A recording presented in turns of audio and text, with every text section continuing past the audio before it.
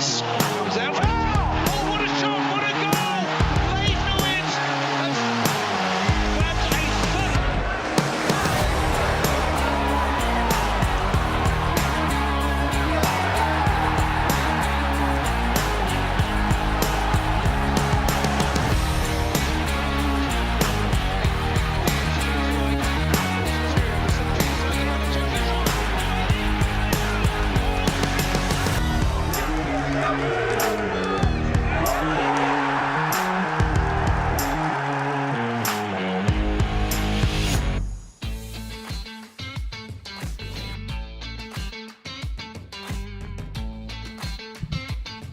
Good evening and welcome to Orient Live. The O's are looking to weather the storm this evening as they go on the hunt for the fourth consecutive win to open up the League Two season. Also looking to keep a clean sheet, and it is a rainy night in Swindon town as the O's players make their way into the ground there. And I'm absolutely delighted to bring Jabbo Abire and Andrew Butler to you this evening for this spectacle, and it's set to be a stormer. And I'm absolutely buzzing to bring it here on Orient Live. And don't forget, if you're watching along on our YouTube show, this one's available for all UK and international fans to watch. So if you're watching on YouTube, head over to the website on screen now to pick up your pass to watch along. Now, Andrew, it's a big one and hopefully another winning evening for the O's. Yeah, hopefully so. I mean, judging by their faces, they look absolutely delighted to be there in the rain. But a really good opportunity to pick up a fourth win on the bounce. Obviously, Saturday was a really fantastic win, regardless of the performance, to put us top of the league, to have that 100% record. Only us and Blackburn in the EFL to have that 100% record after 3 games is absolutely brilliant. So we just want to carry on, really keep that momentum going. It will be a tricky test, but Swindon haven't really got off to the start that they would have wanted this season, and I'm sure we will come on to them, but a really good opportunity to get an away win. We certainly will come on to them, but first let's have a little look at Orient, Jabbo, because we were chatting just before we came on air about how a lot of the players have been saying in their interviews that, you know, when we click it'll be scary, maybe we're not in full flow just yet. How is that as a squad? Because obviously we've won all our games, we can't really be moaning, but yeah, maybe we feel as though the performance levels aren't there just yet. Yeah, I mean, it's the start of the season. Everyone's still finding their feet, and you know, as you play more games and the season goes on, players will hit the groove. And sometimes as a player, if you're not quite there, but you're scoring and you're winning games, you'll take that, knowing that in a few more weeks you'll be at the races. Well, hopefully the O's can carry on with their winning form this evening. I suppose the performances don't matter too much if those 3 points keep rolling in. And let's take a look at the O's starting 11 for this evening's fixture. It's just the one change for Richie Wellens' side as Shad Oji comes in for Dan Happy, and in goal, of course, the man of the match from Saturday's game, Lawrence Vigouroux. Back in at right back, number 2, Tom James, number 7, Paul Smith, and on the opposite flank, number 11, Theo Archibald. The 3 in midfield there, number 14, George Moncur, 15, Idris El Mizouni, and the skipper, number 18, Darren Prattley.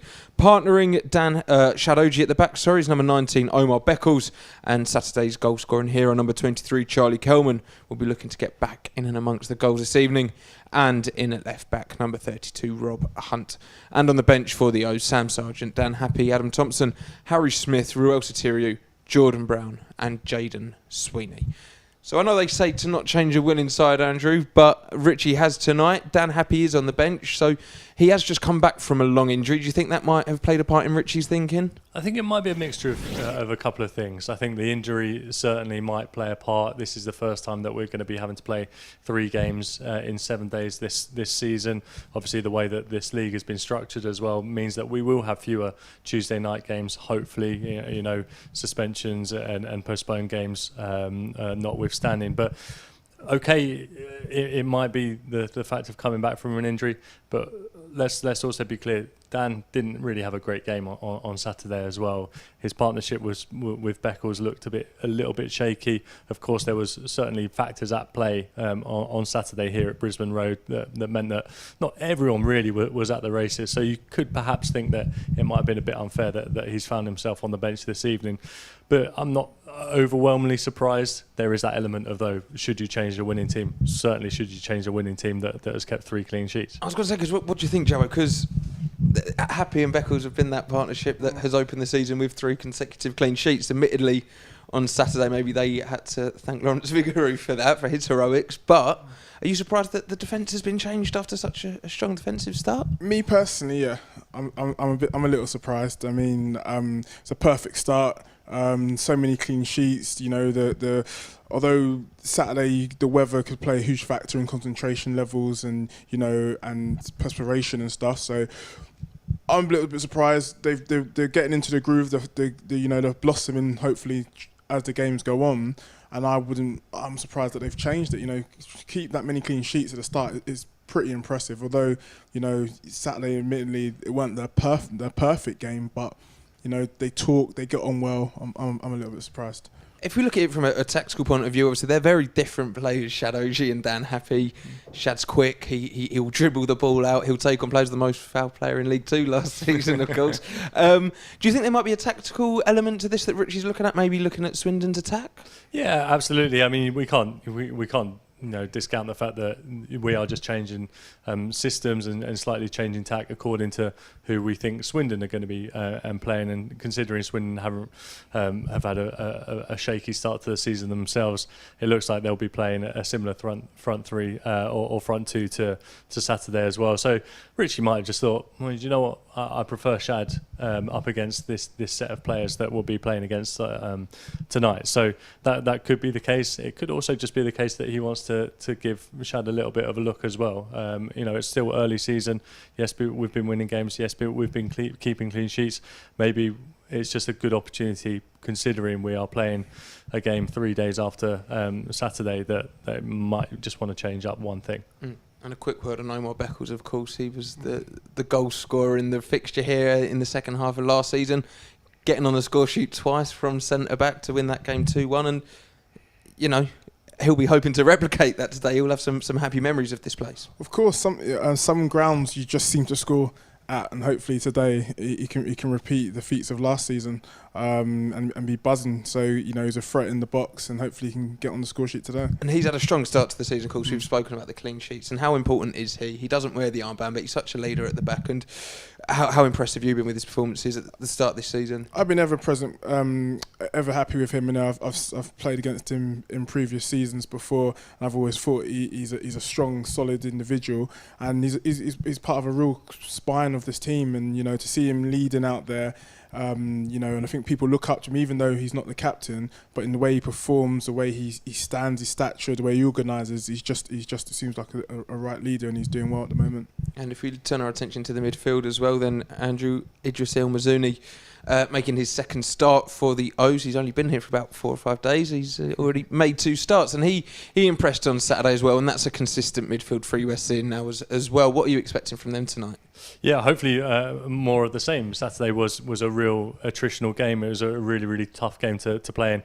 A very tough game to be making your debut as well, especially a home debut as well. But El Mazouni was excellent. He really covered a lot of ground. He does all the stuff that I know that he can play in an 8 or a 4 in central midfield, but he plays as a 4, and it looks like that's what he'll be doing for us going forward.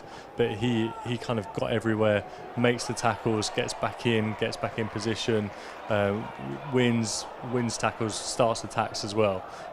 He was kind of everywhere, especially in that clip there. You see him making two tackles in the space of 6 seconds. So he was really, really good, considering he had joined the club on Friday. To pull out this performance on Saturday was exceptional, and hopefully he can carry it on, because it looks like we've got a very, very decent player on our hands. I know that Ipswich fans just kind of said he didn't really just get the opportunity, but they knew that he was a good player. But this really topped it all off. Kelman gets on the end of this, but this goal is really all about El Mazouni and carrying the ball forward. Just shuffling it off to Kelman for what is only our first assist of the season, because Tom James's goals were unassisted.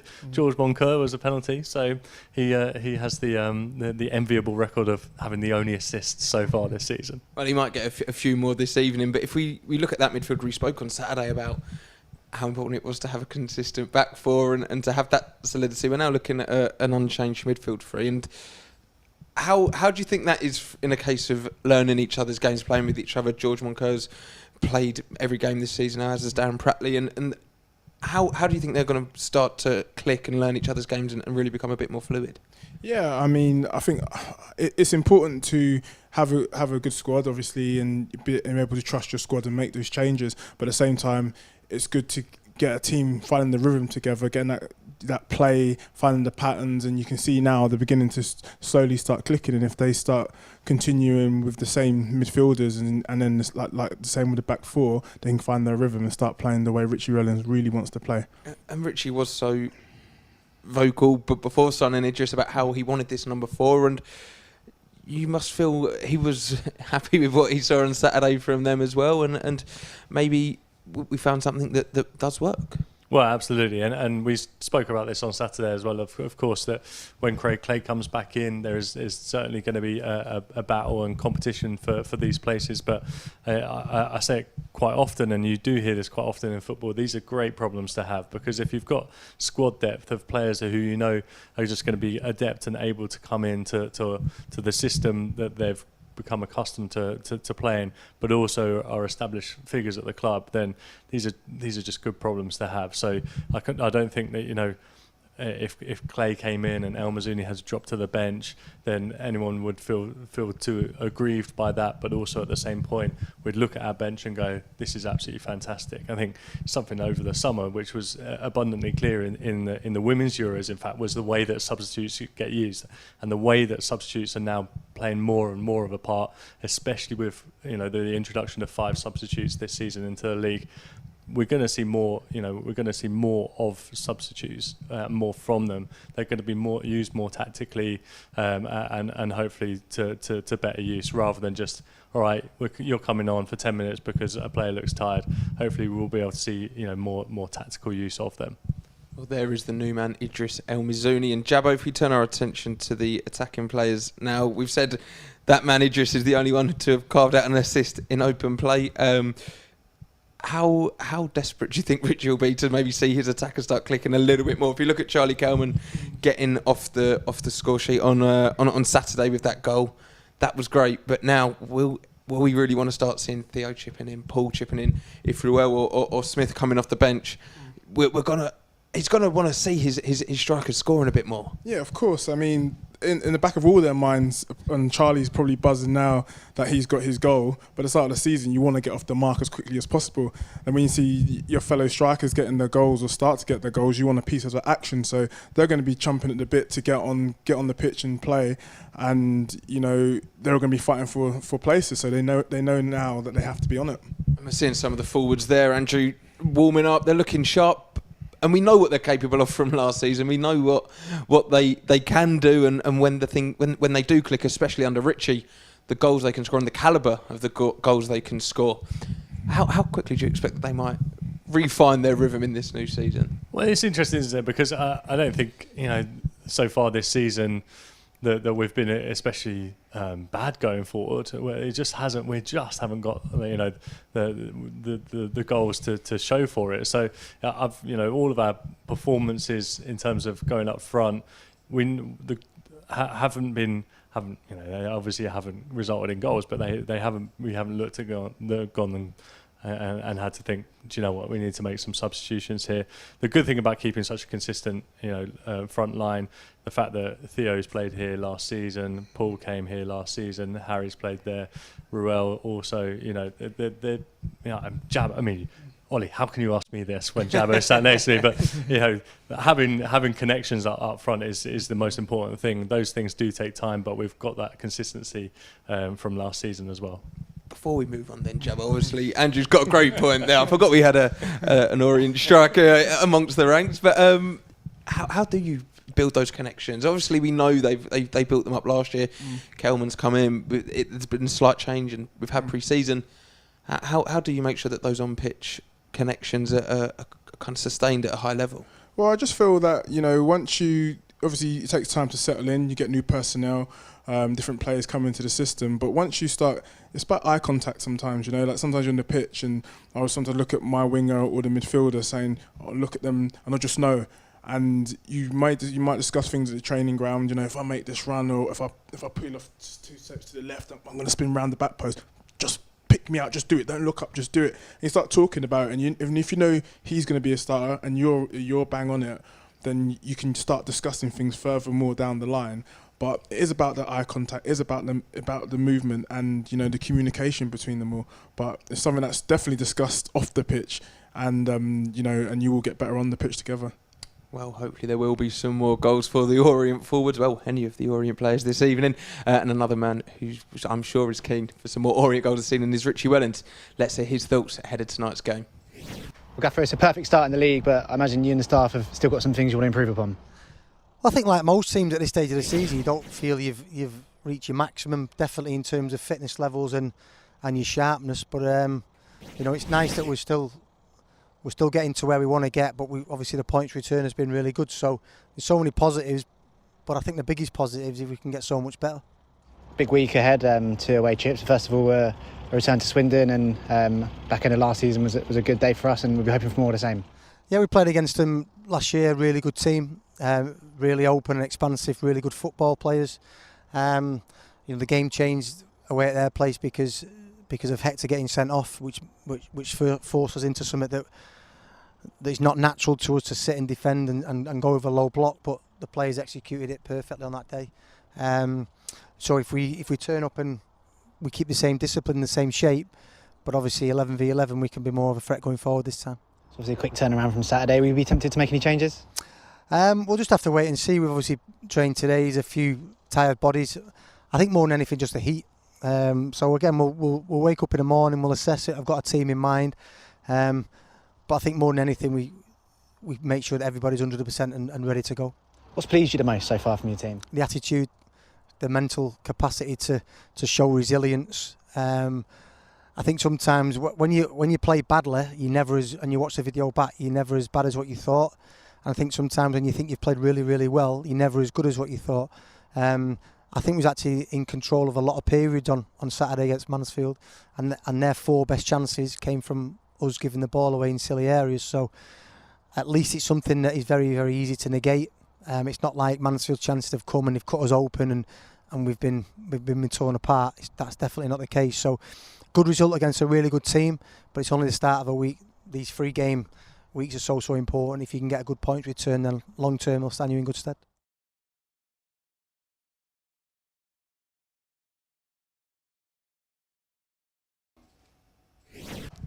Hopefully we'll have a similarly positive Richie Wellens post-match interview to bring you after the game, so make sure you do hang about for that one. But of course, you'll need to purchase your match pass for that one. So if you are watching along on YouTube, head over to the Orient website to watch along with the Orient Live team. And now let's turn our attention to the home side tonight. The side standing in the way of Orient trying to retain that place at the top of the league. So it is one change for Scott Lindsay's side this evening, as former Orient defender Mathieu Baudry steps out the side for Tom Clayton, and it's Solomon Bryn in goal for Swindon Town, with Romeo Hutton number 2, number 20 Fraser Blake Tracy, number 21 Angus MacDonald, number 8 Johnny Williams, number 7 Ben Gladwin, number 5 Louis Reid, number 23 Seydou Khan, number 11 Harry McCurdy, and 24 Jacob Wakelin. And on the bench for Swindon, Lewis Ward, Mathieu Baudry, Cian Harries, Ronan Darcy, Ricky Aguiar, Tommy Adeloye and Tyrese Shade. Now, they dropped down from League One season before last, Andrew. They were a good side last season. We managed to do the double over them. But there's been a lot of change. They're not quite the same side that they were last season, and they've had a fairly poor start to the season, I think it's fair to say. Yeah, absolutely. I think Swindon the last couple of years has been a real club in flux, because actually it's so easy to forget that before the start of last season, they weren't even sure if they were going to have a club. They were in one of those really precarious positions where they weren't sure about the future of the club. Then they did kind of manage to save their club, and then they made a few really shrewd signings. And even though they were pre-season relegation favourites or there or thereabouts before the season started, they really kicked on and had a tremendous season. And they ended up, performing very, very well. And I think this summer has been kind of a more of a has been another tumultuous summer, not as tumultuous as before, but they've had 12 players go out, 16 come in. 7 of this starting 11 tonight are new players as well, and they haven't got a win so far this season. They've only scored 1 goal. Obviously, they lost one of their games in the Carabao Cup, so it's only 1 defeat in the league. So it's been a really unsettled start to the season for them. A lot of change. And that's something that we can really capitalise on as well. They got an okay draw against Carlisle on Saturday, but it's something that, considering the position that we're in and the strength of the start of the season that we've had, has got to be something that we think, you know what, we're better than this team, or at least we're better than them right now. So let's capitalise on it. I mean, it's probably the opposite to what we were saying about Orient. The majority of our squad know each other, played with each other last season, and we pick up on what Andrew said about the departures, Jabbo. I mean, that's practically a whole new squad. It's no real surprise, really, that they maybe haven't clicked so quickly as they maybe would have hoped to. Yeah, definitely. And I feel that it just takes that time, and sometimes, especially if you don't get the right results, then people start losing their heads a little bit and losing that confidence. So it's a great time to play against them and capitalise on that. They've lost a few players, key players as well. Their captain and a few others to other League Two clubs that maybe from the outside you might go, it's maybe a bit of a sideways step. How would that feel, kind of from the club, seeing you lose your big players and then having to try and replace them? How does that? Or what does that do for morale around the camp? I mean, I don't think it's good, especially if they're going to other clubs in the same league and you're going to see them again. Maybe there's something going on in the club that we're not privy to, and other players will discuss it in the dressing rooms or over the phone to each other, like, yeah, I've moved to this place, yeah, it's much better here, and then it just makes other players feel jealous, and and that's why they're probably not getting the results at the moment, because there could be a bit of like animosity and things going on in the dressing rooms down there. But I mean, they've still got quality in the squad. You look at, you've got World Cup Wales star Johnny Williams playing at left wing back now, Andrew, for Swindon. Yeah, and there still is definitely good players in that team. You highlight Johnny Williams, but McDonald, Blake Tracy are also reasonable signings for them this summer. And then they've obviously still managed to keep hold of the services of Harry McCurdy, who had an absolutely phenomenal season last year. 19 goals and 9 assists. He was sent off though against Salford earlier this season, which suggests that he's not perhaps completely up for it, or hasn't been absolutely up for it as much as he was last season. But there will certainly still be players that can cause us some concern this evening. Let's stick on Harry McCurdy then. You've picked him out as the danger man, and I think you see clips of him online, not always for what he does on the pitch, and he's a character for sure, but he's one that you do need to keep quiet both on and off the pitch. Yeah, let's save his off-pitch videos for maybe post-Watershed, but we see these clips here. That first goal that he scored there was with his head. These were, I think, in the playoffs at the end of the season, a really brilliant finish with his right foot on the volley. He gets in very, very dangerous areas, front post, back post, first time finishes. He's incredibly technically adept, and when he's on it will certainly cause a lot of teams problems. But I think probably what a lot of people will say about him is if he's up for it, and obviously, as I said, he's already been sent off once this season, hasn't contributed because Swindon have only scored 1 goal this season as a team. So it really depends on in what sort of a mood, but when he's on it, he's really, really on it. And with a player like this, I mean, I know it's a slightly different level, but if we look at the game last night between Crystal Palace and Liverpool, you look at Anderson and Darwin Núñez, and when you've got a player like that and you see what Anderson did to him, how important is it when you've got a character like that you maybe try and focus on it, maybe try and use that to your advantage a little bit?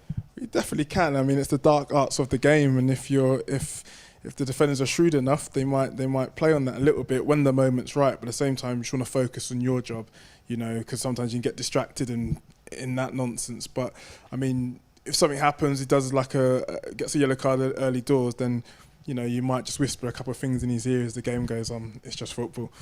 Here's your question then, Ollie. Who's Harry McCurdy going to headbutt tonight? And not quite. But I mean, Jabbo's called it dark arts. I mean, if you call it crafty gamesmanship on the other hand. I mean, do you think we've maybe even seen a little bit more of that from this Orient side since the new season? Is it something you... Yes, okay, maybe it's not always the best thing to do, but if it wins you games and it gets you over the line and gets you the 3 points, I wouldn't mind. Yeah, do you know what though? We're talking about kind of closing out games in a certain style, and I don't think that we displayed much of that against Mansfield. Really, I think we were incredibly capable and competent about making sure that we were getting the ball out of the box when they were putting dangerous balls in, and I think similar against Crawley. It's been interesting because you expect when you go 1-0 up for the opposition to really pile men forward into that last kind of 5 minutes or so. And actually this season we look kind of quite comfortable with a 1-0 lead. Obviously, our dear colleague Brendan Pitcher last season kept on banging on about the fact that we hadn't won by one clear goal for how many ever games it was, 26 games, 27. I don't know. We all got bored of it towards the end of the season. But we've now won 2 games this season by one goal only, and it's just good to see. It certainly is, and hopefully we'll see some more of it tonight. Actually, no, hopefully we'll see some more goals. But before we do head over to Wiltshire for the big kick-off, let's take a look towards Saturday's game, and it's another away fixture, and it's slightly less distance to travel, and it's Colchester United, and that is an away fixture as well, and that one's available to stream for international fans. But of course, if you're in the country and you can make it, make sure you pick up your tickets over at the Orient website. But kick-off is just under 5 minutes away now as Orient are facing Swindon. And let's remind ourselves how the O's line up this evening. In goal for Leyton Orient, number 22, Lawrence Vigouroux. Number 2, Tom James. The one change is number 4, Shad Oji coming in for Dan Happy. Number 7, Paul Smith. Number 11, Theo Archibald. The midfield 3 of number 14, George Moncur. 15, Idris El Mizouni. And the skipper, number 18, Darren Pratley. And Omar Beckles joins Dan Happy at the back with Charlie Kelman leading the line, and Rob Hunt filling in at left back. Hand on the subs bench for the O's: Sam Sargent, Dan Happy, Adam Thompson, Harry Smith, Ruel Satiriou, Jordan Brown and Jaden Sweeney. Now, kick-off is nearly here, and I know we spoke a lot about the weather. We haven't touched on it as much as we did on Saturday because it was so hot. Richie mentioned it in his interview as well. It is a stormy Tuesday night. It's a tough fixture on paper. Do you think that might play into things a little bit, Andrew? We're going to have to wait and see. First 5 minutes of the game. It depends if there's standing water on the pitch. That will obviously affect it. From what we've heard from people at the ground, it has been very, very heavy rain. Whether or not that holds the ball up too much, we're going to have to wait and see in the first 5 minutes of the game. On the flip side of that, though, Jabba, we might see some really zippy football, whipping it around on the floor, Welland's ball in all its glory. Yeah, I think there'll be some slick football being played. After all that heat, the grass will be buzzing for that rain. So I think it will make the surface really good and zippy for good evening of football. Well, we can see Darren Pratley there with the boys behind him, waiting in the tunnel, ready to come out. So it is now time to pass over to the capable hands of Dave Victor and Matt Hiscock.